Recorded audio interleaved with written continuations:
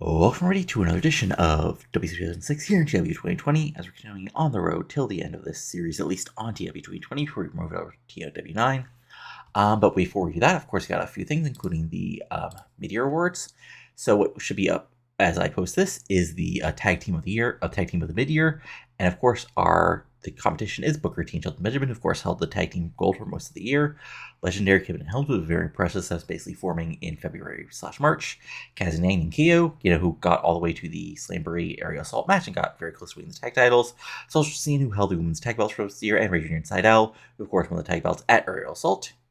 And if we go to our current, so also up is currently we have Women's Wrestler of the Year, which got up on Friday, on Wednesday. So, if you haven't seen that yet, because I didn't get a TW9 post up on Friday, on Wednesday, go ahead and do that. We got our Women's Wrestler of the Year, which is going to be All Out Alyssa Alexander, who recently won the title back in April. Gail Kim, who is, had very interesting year so far. Nikita Colt, who held the belt for most of the year. Penny Grable, who of course rose up pretty quickly as a newcomer. And Tricia Skye, who of course is Tricia Skye. And then we got Wrestler of the Year, which is still up for grabs. Well, maybe. We got AJ Styles with most of the vote, Kurt Angle with some of the vote, Monty Brown with some of the vote, and Robert D with some of the vote, and Brother Ray with no vote so far. So we'll see how that works out, and of course, we'll have more awards for the next week. As a quick note, as far as TW9 goes, it's just hard to have the time to do everything, and honestly, I hate to admit this because I don't want to be that guy, but I never got that into the core now first, and part of the series was trying to get into it. But I'll just have to really refocus, and maybe as new stuff comes up as far as mods, I might do something in TW9, or I'll just maybe because I have to be into a series, and so far I really just need to really hunker down as far as that goes. As far as this goes, let's go to Nitro live from Laramie, Wyoming, in front of a sold out crowd of not a sold out crowd, but 11,000 people. As the show starts out with Ken Anderson music hits, and he comes down to the ring to a big old pop. He says, Well, it's great to be back in beautiful Laramie, Wyoming, where the air is fresh and people are, you know how you are. I see I come here tonight because I got something to get off my chest. Last week, I've heard all the talk backstage, Anderson's lost his edge, Anderson can't cut it against the best anymore. I'm here to remind everybody that I am not only Ken Anderson, and don't you forget it. You see, I'm an a-hole, but I'm happy to admit it. But there's one thing that's been bothering me. One thing's been gnawing at the back of my mind ever since that night at American Bash. You see, you know what I'm talking about. Some guy who thinks he's God gift wrestling managed to catch me on an off night and walk away with a win. And sure, maybe I was a little overconfident. Maybe I took my eye off the ball, but that's happening again. Not that that's Wonder Bar, Alex Wright, not to anyone. You see, Wright, you got everyone fooled. He thinks he's some kind of big deal because you pulled one over me at the Bash. He's walking around the locker room with his chest pulled out like he's untouchable, like he's on top of the world. But here's the thing. Lightning doesn't strike twice, and next time we're face-to-face in the ring, I know exactly why I'm the guy who steals the show every night. Well, Alex Wright, you're a trivia question at best. And then after a moment, Wright's music comes, and he comes down to the, top of the ramp. And he says, he gets in the ring and says, Ken Anderson, always with the talking, yeah. Always the excuses. I think you've heard enough. You stand here talking about all your game. Truth is, you weren't good enough to beat me at Great American Bash. I outsmarted you, out-wrestled you, and now you're just another American crying about it. Now you're Anderson. You did everyone knows you missed one night, one loss. I'll tell you this. Wasn't when I beat you, it's a fluke. When you win, it's supposed to be destiny. That night, I proved I'm not just Wonder Bar. I'm better than you, better than anyone in the locker room. The problem with you, Ken, is you can accept that a European could be better than you. I'm not some goofy kid into the lady hunters anymore. I'm Barrack Slate. That made me beat you. That's Wonder Bar. I'm the best techno wrestler on Nitro. And it's Alex, can I call you Alex? You got a big mouth for a guy who spends most of his time talking about how great he is. You sure love him in the past. Yeah, you beat me. I'll give you that. But that's not climbing Mount Everest or winning a Starrcade main event. Or hey, even getting a world title match. Because hey, if I remember right, you had a world title match earlier this year and you blew it, huh? I guess you weren't that's Wonder Bar that time. Because newsflash, buddy, beating Ken Anderson one time doesn't make you a legend. It makes you lucky. And if you're confident, why don't we run it back? Right here on Nitro, me and you in that ring, proving who's truly the best. Anderson, you want to embarrass yourself so soon? Fine, I'll give you a rematch this week. Remember when I beat you again, it won't be a fluke. It won't be luck. It'll be because I am better than you. After I beat you, there will be no excuses, no more whining, nor blaming the stars or the weather or anything else. Just the truth. You couldn't handle das Wunderbar. Then, Anderson, you want to talk the truth? Fine. I made a career of shutting Lamos like you up. Next week, I'm going to show you all the people that I'm just the guy who talks to beat name. I am a hole, but I back it up in that ring. every single time I get between these ropes, I show it off. So when I hit you with a mic check and leave you laying on the mat, there won't be any doubt about who's better. Not to you, not to anybody. So there's a stare down. This gets a 93. Good stuff as we set up a match next week for Nitro. And then we have our opening 5-man cruiserweight high spot match as we have Xavier Creed, Jimmy Ray, Freckles Roberts, Shayna Moore, Great Suzuki flying around. But eventually Xavier Creed pins Shayna Moore in about 10 minutes. This gets a 67. Just basically when to put Xavier Creed over, if I'm being perfectly honest here. And yes, I renamed Xavier from Austin. A, because there's an Austin Aries. Yeah, I'm kind of making my brain like that. But also because Xavier is his real name, so why would we make it better? Anyway, Suzuki gets a 63, Rafe gets a 60, Roberts gets a 63, Moore gets a 47, and Creed gets a 47, which isn't bad because he's not overall. And of course, after the match, Xavier Creed takes the mic. He says, Laramie, Wyoming, how you feeling tonight? You know, last week I came out here and I shocked the world. I showed everybody that I've got what it takes to hang with the best of the best, and tonight I should prove that I not 1, not 2, not 3, but 4 of the toughest cruiserweights in the world. But you see, that's not enough for me. I didn't come to this video just to win matches, baby. I'm here to be the best, prove that I belong at the top of the division, and there's one man sitting in the way, one man holding the goal that I want, and that's the so-called cruiserweight champion, Cassidy O'Reilly. Yeah, O'Reilly, I'm talking to you. I'm not going to wait here and wait. I'm not sitting here and wait for my opportunity. I'm calling you out right the hell now. So when you come down to the ring, bring your little manager with you, and let's see what you've got to say. After one, of course, O'Reilly comes down to the ring as he's, at the top of the ramp, and he says, Xavier, I got Kanyon to you, man. You've got guts coming out, running your mouth, think you've got what it takes to step at me, but here's the thing. Kid, winning a little 5-way against the bottom feeders doesn't qualify your shot at my Cruiserweight Championship. And Creed's like, oh, is that right? Because last week, I pinned you. I rode you up. I got the 1, 2, 3, and I pinned your ass, Cassidy. So I don't know, maybe you're just a little scared what might happen if you actually had to defend that title against me, Xavier Creed. Or I was like, scared? That's funny. Real funny. Let me tell you something. The moment I showed up in WCW as the hottest free agent in professional wrestling, I went right to the top of the cruiserweight division because I'm just that damn good. So here's the thing.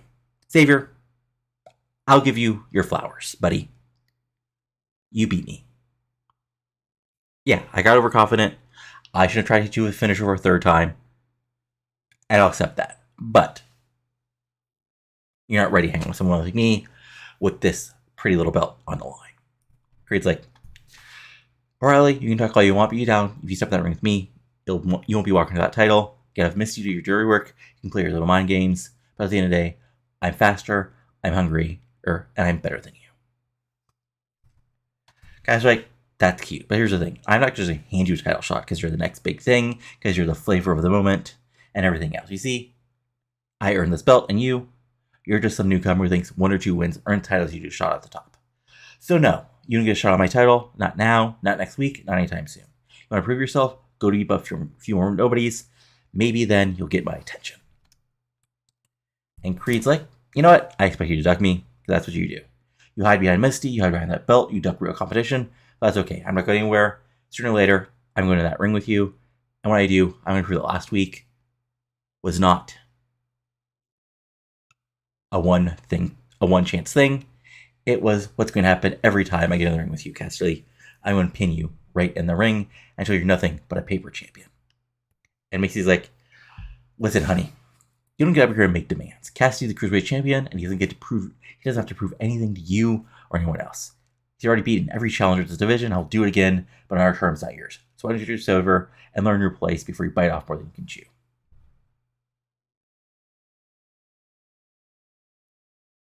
And Creed says,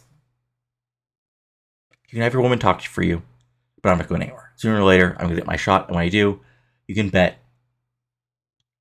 the name on the belt is going to be Creed. There we go. Continuing things up, as this gets a 45. Not bad. And then we have a interesting little backstage statement, as we got Eddie Guerrero pacing back and forth, frustrated. He runs her hand through his hair as he searches for someone, and finally he finds, tries Tomko in the backstage area, and he's like, hey, Essay. I made it clear last week you were supposed to watch my back. I paid you good money, Holmes. And when things got tough, and Tomko's like, as part of being Tomko Production Agency, you paid me to do a job, and that was fight Goldberg, and I did. After that, you're on your own. if you wanted me to actually show up after the match, you should have paid me more. You want a big guy to take care of your problem? Well, maybe next time you should pay a little extra for round-the-clock protection. And he's like, oh, fine. That's how it is. I pay you and just walk away as soon as things get tough. You know what, Tomko? I should have better to trust a merc like you. And Eddie walks away. Tomko just grins, and as he's still leaning back, Lance shows up and says, Eddie for once has a point. Look, I get it. You got paid for a job, but here's the thing. Goldberg beat you. Goldberg jackhammered your ass. And you didn't do anything about it. You just rolled away, happy as a clam because you got paid. And look, here's the thing. Ever since I showed up in this business, I've seen men like you. And you can walk around their size and muscle thinking they can bully their way to a paycheck. You are so professional, but all I see is a higher damn thug. Tom was like, what's your problem? Jealous because I get paid to do things that you won't? Or are you just here to lecture me because you don't have anything better to do? Because it's not like you're getting any title shots either. And Storm's like, I'm here because people like you are staying on the sport. You think your tough to pick your battles and collect a few paycheck on the way. And look, I've never been a perfect man. But even when the crowd was booing me, I was getting in that ring and fighting anybody who wanted to fight me. So, because real toughness, whether the fans are booing or cheering, is about pride, about discipline, about proving yourself in that ring without needing to pay to motivate you. And quite frankly, I think it's time to show and showed you the difference. And Tom goes like, you want to teach me a wrestling lesson? This isn't the dungeon, Lance. But look, if you can, fine. If you can back your talk, great. If not, I'll show you why somebody always pays. There we go. Match up for next week. It's a 76. Mostly Eddie, I'll be honest, but hey, there we go. And then, we come back for a commercial, and our announcers basically say, we have some backstage news as what happened during the commercial. Well, let's just watch it. As we see, basically, Cesaro, Lashley, and Flair all backstage. When out of nowhere, here comes the Chosen attacking them from behind, landsliding all three members of Evolution from behind. And Divine's like, hey, Flair, you want to call us nobodies? Let's see what you've got to say now. And Divine attacks Cesaro from behind, sending into a stack of crates, as always is backstage. Tolan, runs into Lashley with a big spear, hitting him against the wall with a heavy thud. Flair tries to come over to save, but Divine, hits him with a big hard shot to the midsection. And he's like, what's the matter, old man? You think you're better than us? You think you talk down to us? You're just another has-been. And Tolan grabs Flair by the hair and sends him against the wall. Boom. And then Cesaro tries to recover, but Divine is relentless, hitting a quick knee as Cesaro tries to get up. And then Divine and Tolan are now 2-on-1, and they go after Lashley. And, he, they both beat down Lashley, as he's trying to fight back. And he's told, you think you're the future of this place? You're nothing. You hear me? Nothing. And then as, Flair's slowly trying to get up, Divine grabs him by the suit jacket and says, you should have kept your mouth shut, Flair. You want to talk about respect? Well, here's a lesson of respect from Chosen. And they walk away, and it seems some heat has been built up between these two guys. That's because of 62, not bad, as we're actually rated everybody. Fun stuff. And then we have, oh, that sucks. Okay, I guess they're not teaming up anymore. So yeah, we have a interesting little tag match, as of course Tricia Skye and Lizzy Dumas team up for the first time in probably since WWF, because Lizzie came in as a heel. As they call them the Captivation members, Desiree, Dawkins, Penny, Grable. Back and forth match, but Lizzy Dumas nails a twist of fate onto Desiree Dawkins, as Tricia makes sure Penny doesn't break up the pin, and the babyfaces get the win here in a 67. Tricia gets a 70, Lizzie gets a 64, Penny Grable gets a 50, Desiree Dawkins gets a 49. Unfortunately, they have no chemistry as partners, Desiree and Penny, which, guess Desiree and Lexi are the Captivation tag team, maybe Penny and Lexi, but we'll see. Anyway, but, as you expect, here comes Lexi James for the 3-on-2 beatdown. And, 3-on-2 as, the crowd boos. But the crowd cheers as Celine Cartier shows up at the top of the ramp. But then she stops for a moment, surveying the scene. And then finally, after a moment, as it really looks like they're about, as Grable is about to hit the gender roll on Tricia Skye, as Lexi and Desiree beat down Lizzie, in comes Celine Cartier to make the save, sending Captivation away. Not bad. You're 62, continuing the feud, and, doing a little more tension between everybody, as Celine sure took a while to try to come in and make the save. Then we have a backstage segment as Leppan is backstage with Eric Bischoff, as, he is, pacing around Bischoff's office, and he says, Eric, Eric. Did you not see what happened last week? Did you not see that again? That smug little prunk, Maverick Chance managed to get the one over me. He picked that ring just like he did before. I thought I showed everybody this was over. But now I got people saying I need to defend my title against him again. And Eric's like, look, Ray, I saw it. Look, Maverick Chance has been getting pretty lucky lately, hasn't he? I was like, you think this is funny? I'm the United States champion. The best this division has to offer. I'm sick of that punk thinking he can make it mine for myself at my expense. I want him in the ring one-on-one next week on Nitro, and I want him to show up for good. And so I was like, that'd be an interesting match. It's certainly possible, Ray. But I think there's something that would make this just a little more interesting. And Ray's like, what do you want, Eric? And Bischoff's like, well, it's pretty simple. You're the United States champion, Maverick Chance. He's a hungry, talented competitor who's clearly gotten your skin. So if you want to finally put in this little tete-a-tete between you two, I say, let's make it meaningful. Why don't you put that United States champion on the line once again? Ray's like, wait. Hold a second. You want to pay my title against him? I want to teach you a lesson, not give him a shot at my championship. I'm the biggest international star in WCW, and I want to be put up my title against that punk who thinks because he jumps motorcycles, he deserves a title shot. And Bischoff was like, hey, you're not for a challenge, Ray. I understand. You could just keep letting Maverick embarrass you week after week, but if you want to prove you're the best, just beat him. After all, is it really a risk if you're so much better than him? Ray's like, fine.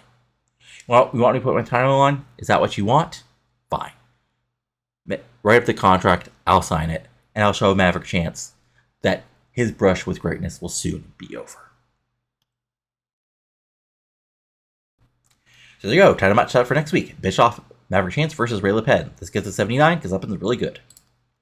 And then we come back for commercial with Jerry Borash with the truth, and he, basically, cuts a wrap on, on both Kaz and Stacy. Something about, keep on dancing while he's taking Kaz for a ride, but, Truth's taking over. I don't know. I can't rap. I'll be honest here. But then, he then, after finishes, as the crowd pops, he then takes Mike and says, now, don't get me wrong. I like to have a little fun, JB, but I like to keep it real sometimes, man. And these fools in your number who they're stepping in the ring with. It's not all jokes and rhymes, because every night I'm out there proving something. Not just to them, myself. They look at me, they see rapper, they see a guy who likes to make them laugh, but they don't see the grind, they don't see the heart I put in this game. See, every time in that ring, I hear from people, I'm more than just a funny guy. I'm more than just some guy with a microphone in his hand. I've been in the business, I fought the best, I've been the US champion, I just hold it, I earned it. I've been toe-to-toe with guys like Bully Ray, with Jeff Jarrett, and more. I survived. I fought my way up, and I kept fighting because that's what I do. And then Kaz. You think you're unstoppable, man? You think nobody can touch you? You got Stacey Keebler in corner, and you think you're nothing but the greatness. And look, man, I'm going to deny you that you're talented as hell. You and AJ had a barn burner at Grable and Bash, but hey, AJ got the win. And now you're trying to get a little head steam by beating me. And you're looking past me, looking at another shot at the gold or something else. But here's the thing. I'm the truth. And I'm going to say the truth no matter what. Because I'm going to put it all on the line and push myself harder than I've pushed before. I've been down, I've been out, but every time I thought I was done, I get back up. So, you're jumping in the ring with man who got nothing to lose and everything to prove. You gotta feel that fire, you're going to face the truth. And most of all, you're going to face the consequences. So there you go, 71. Unfortunately, rolled badly, and there's no story, which I need to fix real quick. Hold on. Anyway, as we continue on Nitro, Fallen Angel comes down to the ring and waits his opponent, for which this number it is going to be Prophet. So there's just a 68. And the actual match, which is sort of what you expect, like Fallen Angel looking strong, being really good, Prophet doing some brawling and fighting, but eventually Fallen Angel actually hits the last right and sets Prophet up for the Angel's wings, when in comes Red Rum, and the beatdown is on. So match gets a 78, Fallen Angel gets an 88, Prophet gets a 59, and the beatdown is on. And Fallen Angel does his best, but the beatdown is on, just hits a big, clothesline. Morgan is hits a slap against Fallen Angel's face as he tries to get up. And then Raven, takes a steel chair and then walks over to Fallen Angel, and, he puts the chair basically over his neck So, like, the back is facing him, and he sits on the chair, looking down at the fallen angel, and he says, "What a tragedy. You thought you could stand against the darkness. You think you could outsmart me, rise above the ashes of your pathetic existence? But here you are, lying at my feet, just like all the others.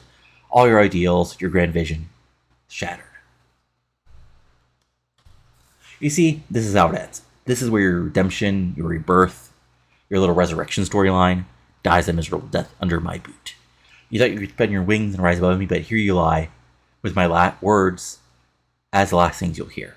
Quoth the Raven, and then some staticky humming noise comes over arena speakers, cutting through Raven's words. The lights in the arena flicker, getting some strobe lighting, and Raven stands up and says, "Okay, how cute. Parlor tricks, is it? Are you trying to scare me with your cheap theatrics? You think some flickering lights and some hums are going to save you? No. That's not going to change the outcome. No tricks, no shadows, no flashes of the light can save you from the other fallen angel. I'm the darkness that swallows the light. I'm the shadow that you cannot escape." Quoth the Raven, "Nevermore."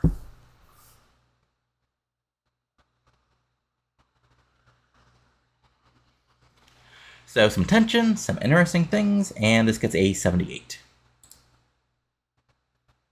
Oh, whoops, sorry. I forgot to the actual promo part. Yeah, so all that gets a 96 because Raven and Vollager are both really good, and I did not rate these guys.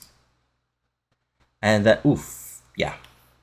Then we're backstage, as, Tricia, Lizzy, and Celine are all backstage, and Tricia's like, "Look, Celine, I want to thank you for earlier. You didn't have to come here and help us, but you didn't really appreciate it, right, Lizzy?" And, Lizzy nods, but like, Celine's like, "Let's get one thing straight. I didn't come out there to save you two. I come out there because I can't stand Captivation. I hate them. All of them." I hear that Lizzy, and Tricia's like, "Hold on a second, Celine, look, Lizzy is not part of Captivation anymore. She's proven herself. Look, she teamed with me tonight and did well. If you still have a problem with her, that's your issue, not hers." And Celine's like, "Yeah, sure, whatever helps you sleep at night. But some things don't just forget. So don't go thinking we're all best friends now because I stepped it tonight. I've got my reasons, but they got nothing to do with her." As she points over at Lizzy. And, as there's a stare down, in comes ODB. As she steps into the, sort of camera, and she says, "Tricia, look, girl, you can play nice and all, but I got time for that. You know what, Celine? You know what's happening here? You're being a bitch, plain and simple, and somebody's got to teach you some manners." And Celine's like, "Oh, is that right? You think you're the one who's going to teach me a lesson? Let me remind you, ODB, I'm formerly the world champion. I fought the best, I beat the best, and I've got nothing to prove to somebody like you." And ODB's like, yeah, you're a former champion. I should take this week. Congratulations. But if you think that means I'm going back down to you, you better not think I'm a sweetheart. How about you put your money where your mouth is and face me in that ring next week? Let's see if you can back up all the damn talk." And Celine's like, "Fine. You want a match?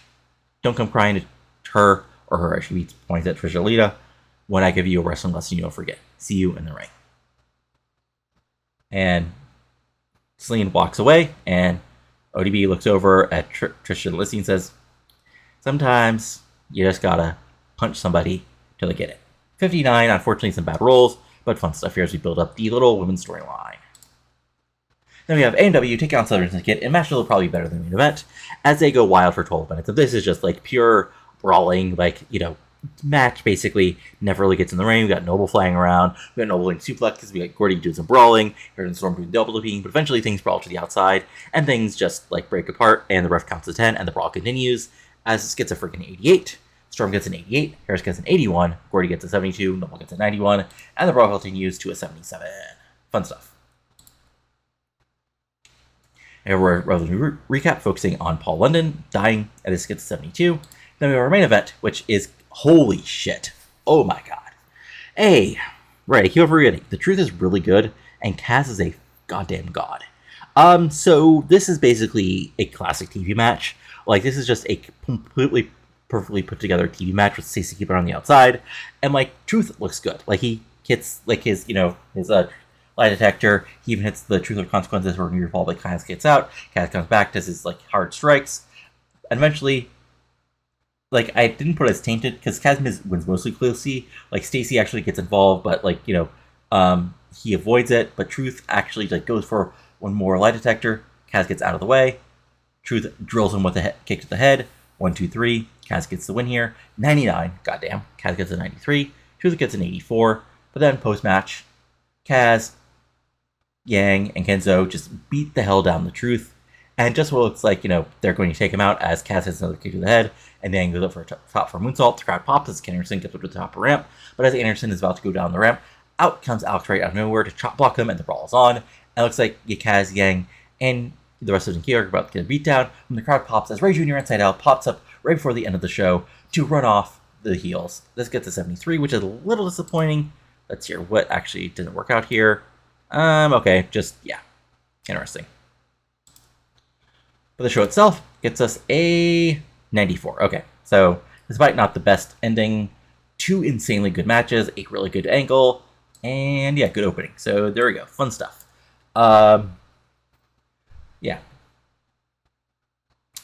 And we are moving on. We'll see some mail, and then we'll go from there.